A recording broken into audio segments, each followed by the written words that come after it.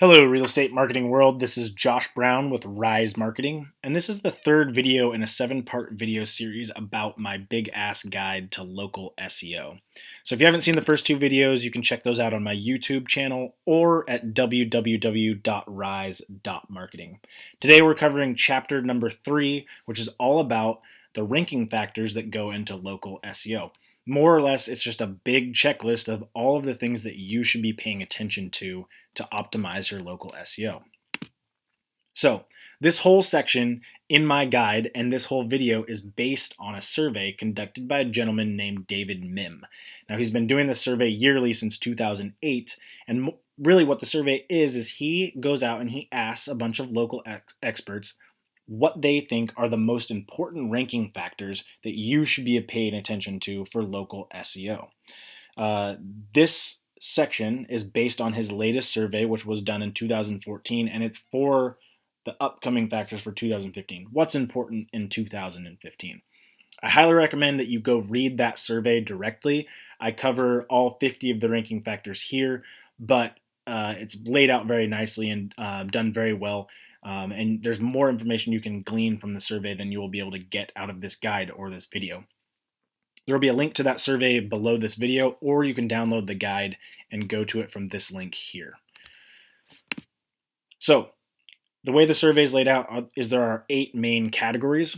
I will, as you can see, here's the 8 categories down here. I will discuss these in detail on the next slide, but right now, what I want you to take away from this slide is that you notice that the importance is broken down into a pie chart, and you can see the percentages over here next to each category. So obviously on-page signals gets 21%, where behavioral and mobile signals is only at 6.9. So you could say that this is obviously more important to focus on than this, and that is true based on this survey. But what I want you to take away from this is if you look at the pie chart, none of these sections, none of these categories are very small. So you really should be focused on all of these things, how they affect your local SEO. And even if you're not going to do all of them, you should have a good understanding that each one of these categories plays in to search engine optimization, and you need to understand the full gambit. Don't be looking for just one silver bullet local SEO tactic to go after. You need to be focused on all of these if you want to have a good, solid local SEO strategy in place. So here are the 8 categories, and I'm going to explain them. Number 1 is My Business Signals. This is your Google My Business page.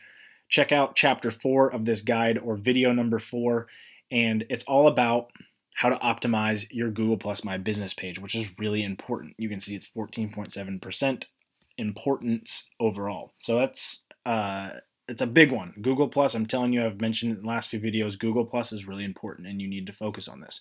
External location signals, these are citations, more or less. We'll talk about this in chapter 7 of the guide. These are all of the directory listings around the internet about your business. So any website where you can find a directory listing, which would be your business name, address, phone number, and possibly website information, that's considered a citation. You're going to find these on sites like Yelp and Yellow Pages or Foursquare, Google+, but that doesn't have to be the case. These can be anywhere on the web. And this guide will talk about more or less what to focus on when you're looking at citations, the quality of those citations, where they should be, how many you should have, etc.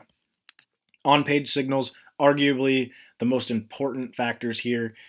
This is all of the factors that are on your website. So where all of these other categories are focused on things like citations that don't have anything to do with your website, or reviews that are on Yelp, or social signals that are from Facebook or Twitter, this is all about things that are on your site. So keywords on your website, your domain authority of your website, on-page signals.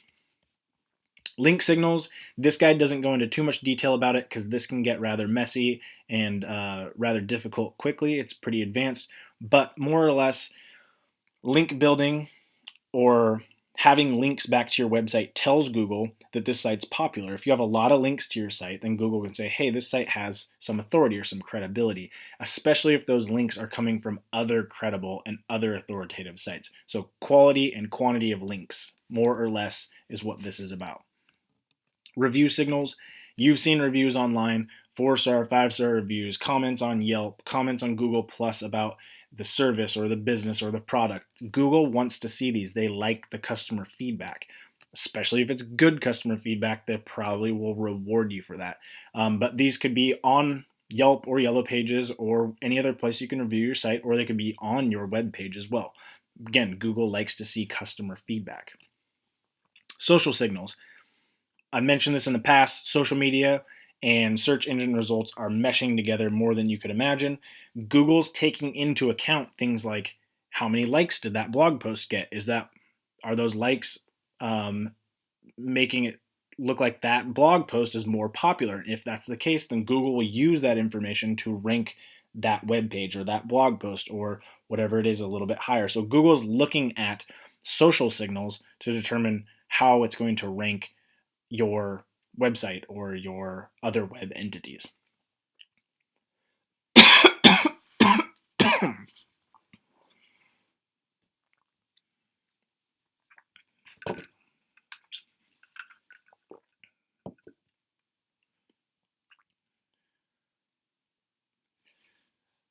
Category 7, behavior and mobile signals. This is how people interact with the search engine results and with your content. So if someone searches for a keyword that you're related to and you pop up, how they interact with that link is going to give Google some information. If they don't like the link and they don't click through to it, then Google can say, well, maybe this link isn't relevant, so we're going to rank this link lower.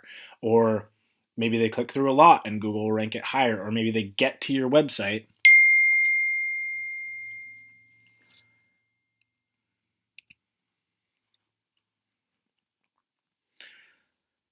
Category number 7 is behavior and mobile signals.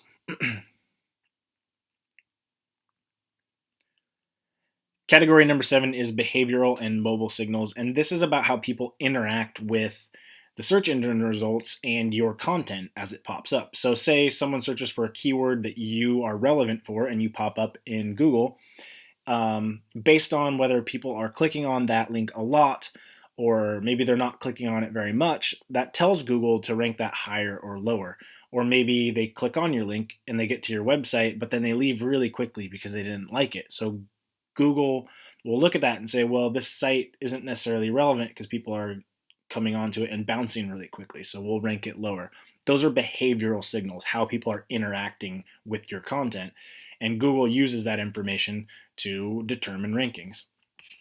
Personalization, this guide doesn't cover it. More or less, this is providing customized experiences for different types of people. It gets pretty advanced, and although it has some importance, if this is something you're interested in, you can contact me directly. A little too much for this guide right now, though.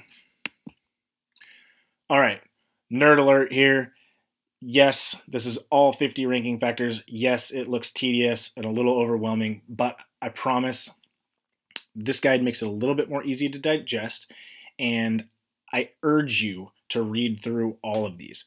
Even if you're not going to implement them, I hope you have a better understanding of them by the time you get done reading this guide, because they all can play a pretty important role in your local SEO. There's only 50 of them.